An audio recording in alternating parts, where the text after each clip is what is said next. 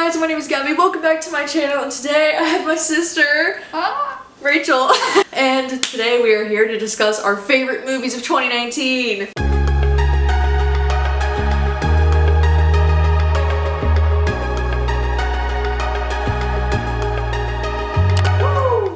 And I wanted to bring her along for this video because it's been a really long time since I've had Rachel in one of my videos, and because, like me, she's also a huge movie lover. Like, movies are her passion, you know? Yeah. She's just very passionate about movies, just like I am, and we're excited to talk about our favorite movies!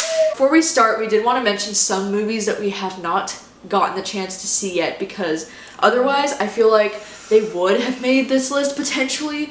So the first one is Dr. fucking Sleep. Yeah, Dr. Sleep, we haven't seen that one yet, and I have a feeling that one might be one of my favorites, so haven't seen that one yet. Also haven't seen Little Women. Didn't see Honey Boy, Jojo Rabbit, or The Farewell. Ready or Not, Waves, Portrait of a Lady on Fire, Oh, geez. 1917. It's just sad. The list goes on, you know. It's just, there's some movies that aren't even screening around we here live right in now. like the bug crack of Washington, Yeah. where no movies come. So basically, these are going to be our top 10 favorites of the year. For the most part, we do have really like similar taste, but I think our lists are slightly different, so it'll be interesting to see how our lists I think compare. we have the same top 10. I think it's just different ranking. Yeah, so that'll be fun times. No. Starting with number 10. Alright, my number 10 is Once Upon a Time in Hollywood. 10? Yeah. So number 10. I love Quentin Tarantino, like I love his style, and I love, like, the thing that makes this movie so great for me is Brad Pitt and Leonardo DiCaprio. Like, they give some of their career best performances, I feel like, especially Brad Pitt. Like, Brad Pitt is just so freaking good in this movie, you know? The only reason why it's a little bit lower on my list is because I feel like the screenplay could have been a little bit stronger. Like, I feel like this is one of those movies where it doesn't really have a plot, and like it's fine, but it's also a little bit hard to follow at times and hard to get invested in if you're not. I mean, I personally was invested kind of right away because I love Leonardo DiCaprio and he's just so fun to watch. It's my number 10. 10. What's your number 10? My 10 is Booksmart. Booksmart? Mm-hmm.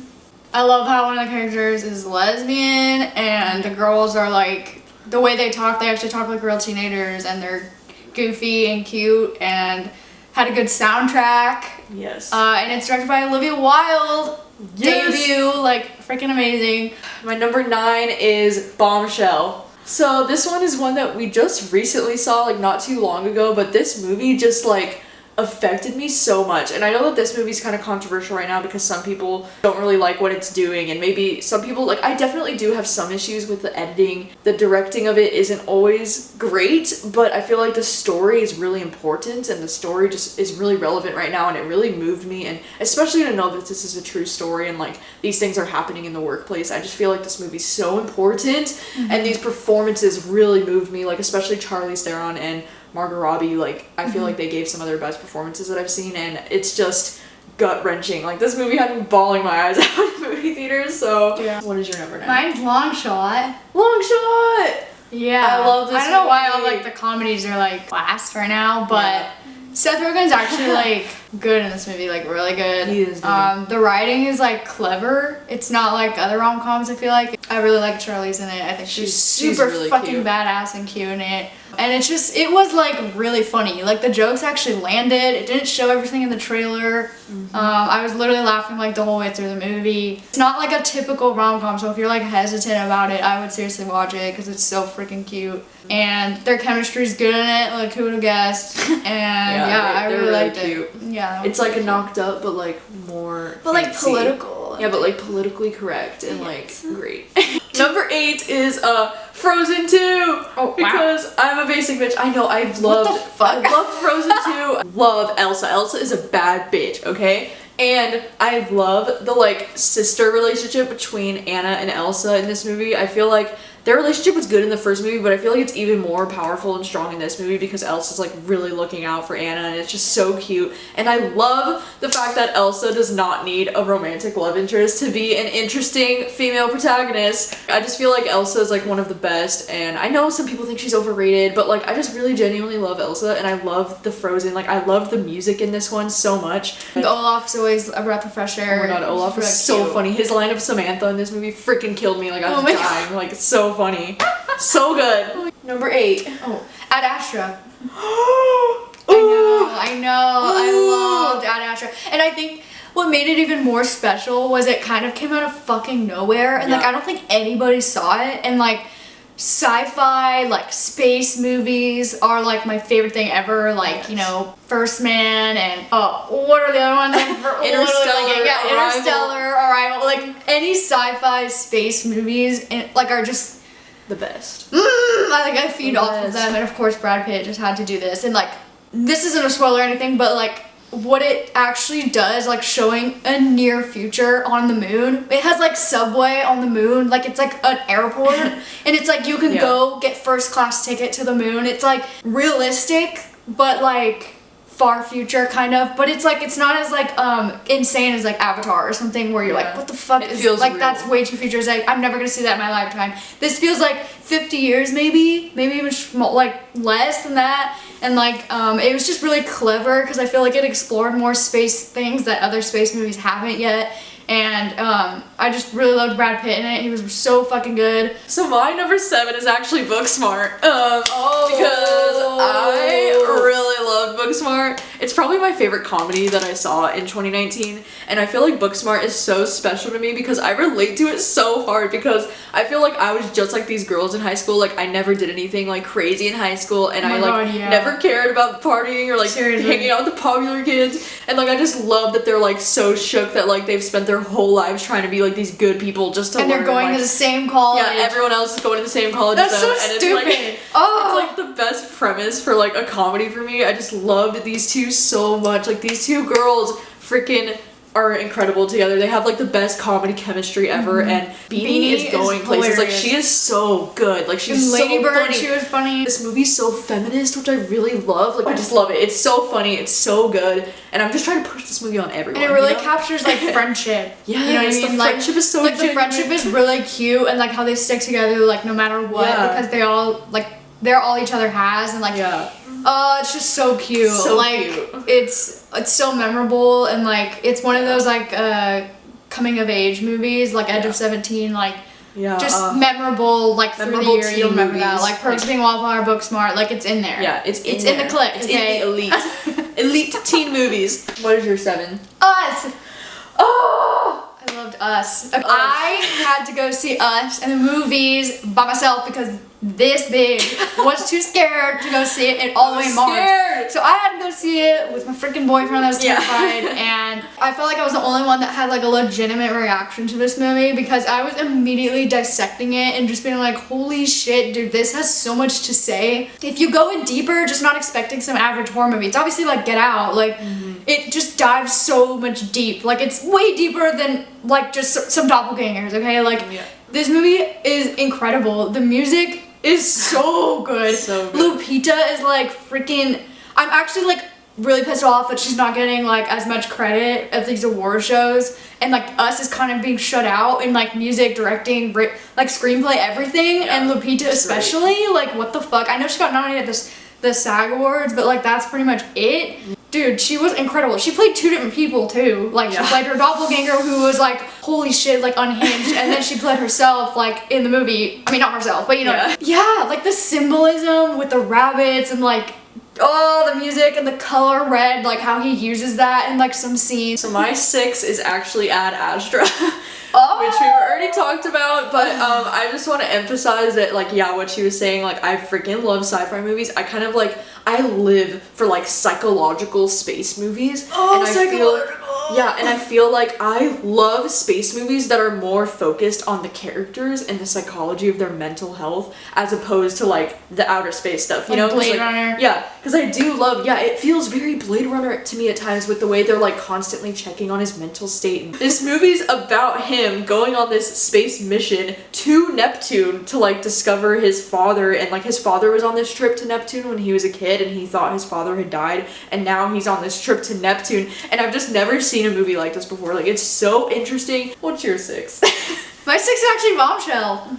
I think why too is I also like heard a lot of negative reviews about it.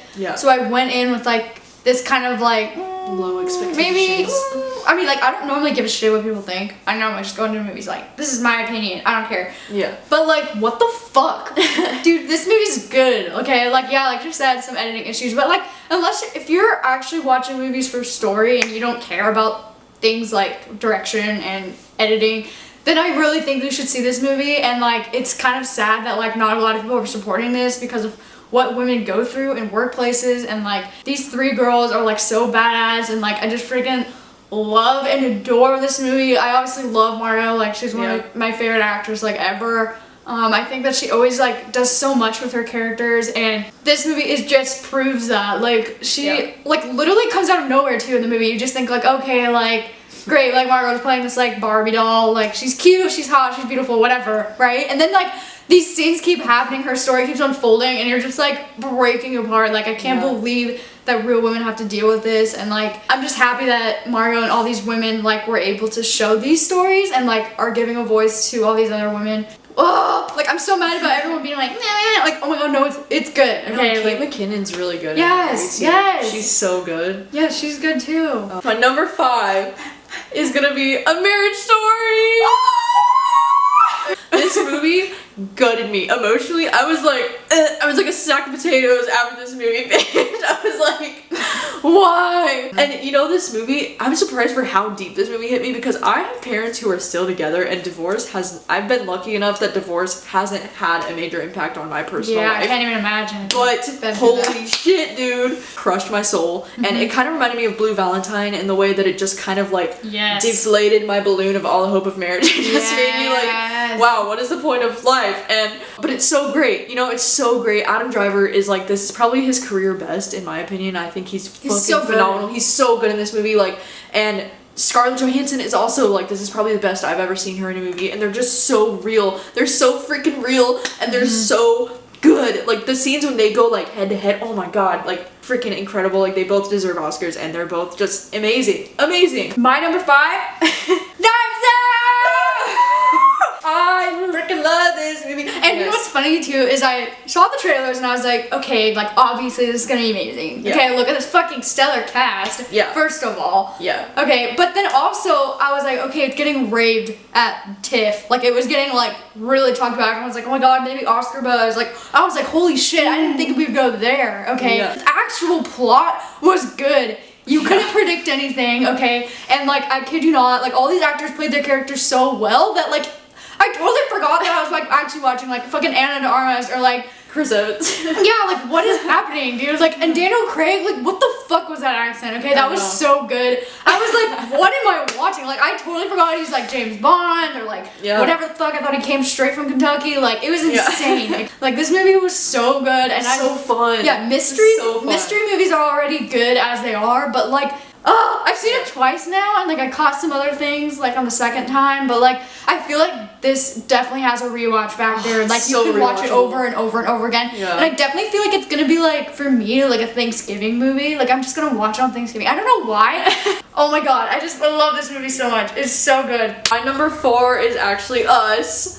Which, I know, we already talked about this. This movie is freaking great. I was super late to the game seeing this, actually. I just saw it, like, just a month or 2 ago. This movie is one of the best horror movies I've ever seen in my whole life. And I feel like after this movie, I also was, like, immediately, like, dissecting it, looking it up, like, looking up theories. And there's so many theories. The score in this movie is unlike anything else I've ever heard. And it genuinely creeps me out so bad. Like, the score is so good. And I just genuinely love horror movies that like represent something so much greater, and they're like, I really feel like this movie is a representation of America. But Jordan Peele was so good as knowing when to use his humor.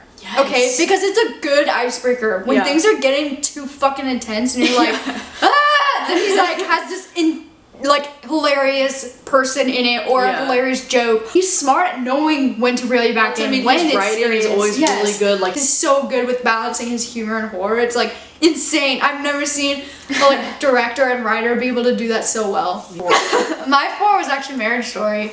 I fucking am mind blown by this movie. I already knew it was gonna be good because I love indie Netflix fucking marriage. Like, I love like everything about it. Like, I just knew from the trailer. I was like, okay, I'm gonna love this, like, obviously. Dude, this movie is so good at like, you just when you watch it, you like forget it's a movie, and you feel like maybe you're watching like some YouTube documentary, or you're like feel like you're the characters. Like the way that Noah films this, it feels like he would go close on their face and then back far away, and then the characters would leave into a different room, and he wouldn't follow them. It'd be one so shot. It felt real. It felt like you're in the room, like experiencing what these like actors are feeling, and like it was so good. And like a lot of the scenes like literally gut punched me. Like obviously the main one, you know, where he's like fucking punches the wall and shit. Like yes, but like the last couple scenes, like okay, like it's like subtle things. Like if you actually think about that as your life, like I just can't even imagine like how frustrating, but like how sad that also is. So many people can relate to this movie, and I feel like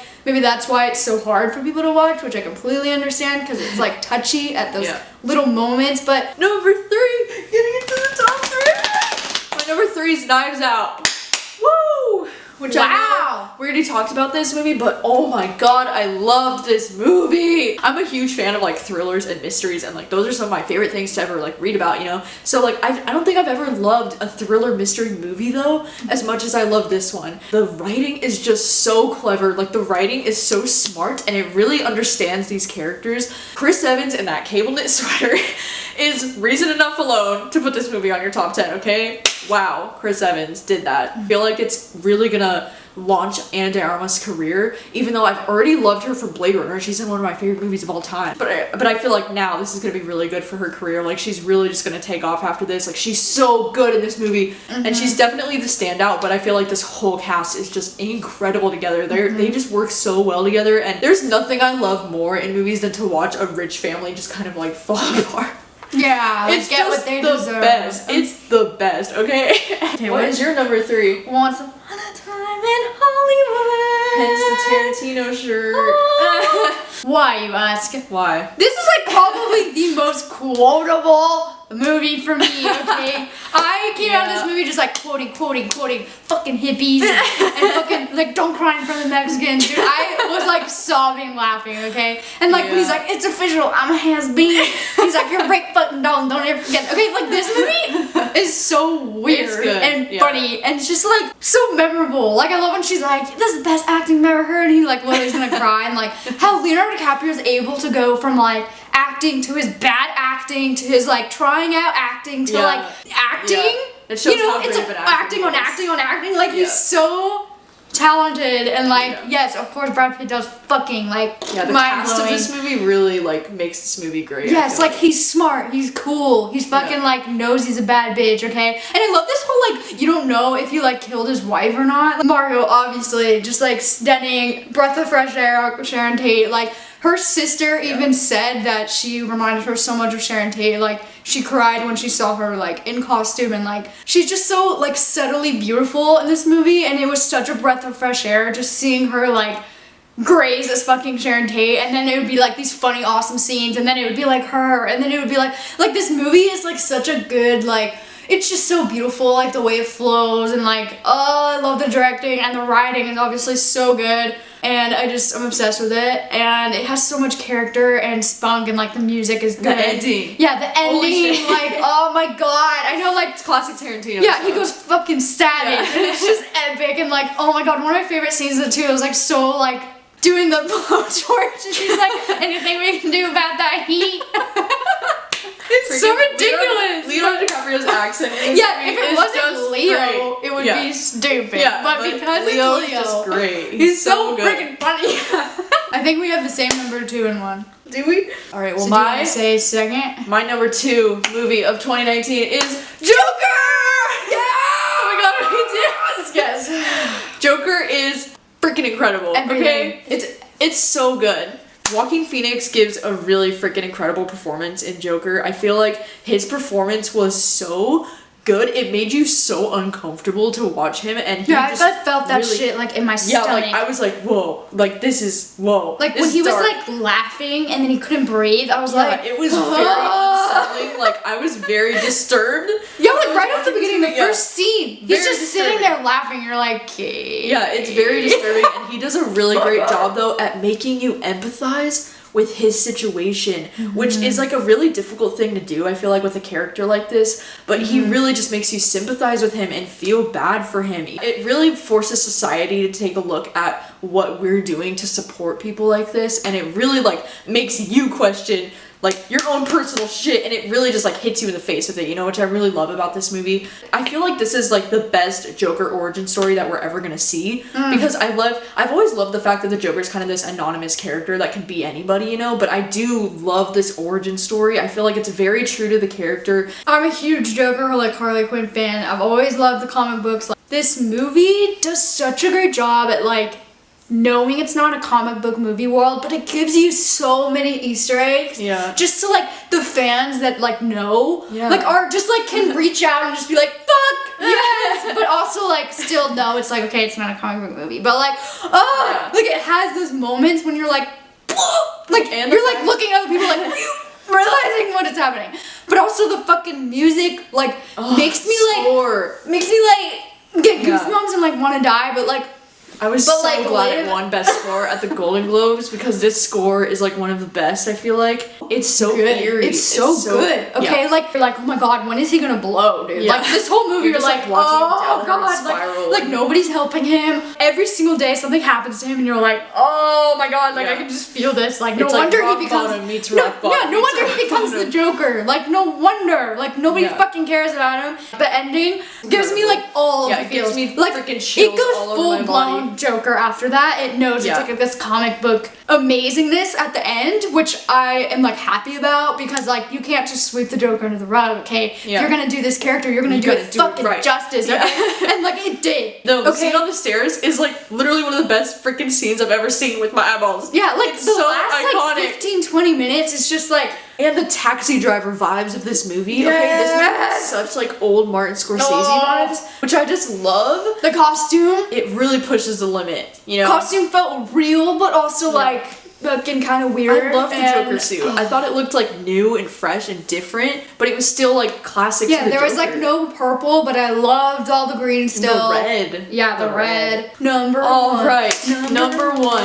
The number one movie. We have the same number one pick. Parasite!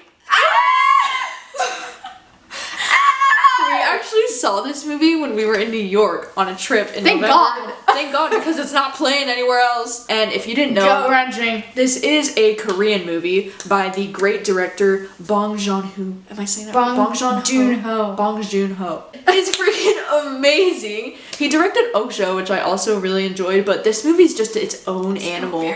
This movie is just incredible. A rich family and a poor family that meet. And it's very fucking clever. Yeah. And it's unique. It's very unique. It's nothing like I've ever seen. And the script is just fucking good. Yeah. Nothing but goodness. It has scenes in there where you're just like, I'm gonna be thinking about this for the rest of my fucking life. In a good way though. Like in a good way. This is peak cinema. Okay. It doesn't get fucking better than this. And I just love the symbolism and the message about society that we see in this movie, because I love how this movie's kind of about the shrinking middle class and about how like people are either really rich or really poor and there's no in between anymore, especially in Korea. I mean, you know, it's like that in America too, but it's especially present here in this movie. Yeah, but I love how he shows that for everybody to see. To see like all countries might be the same. Like we can all kind of relate to this, which I feel like is like beautiful. But it also just features one of my favorite tropes, as I was saying, kind of like Knives Out, where you kind of see this poor family or these poor people start to like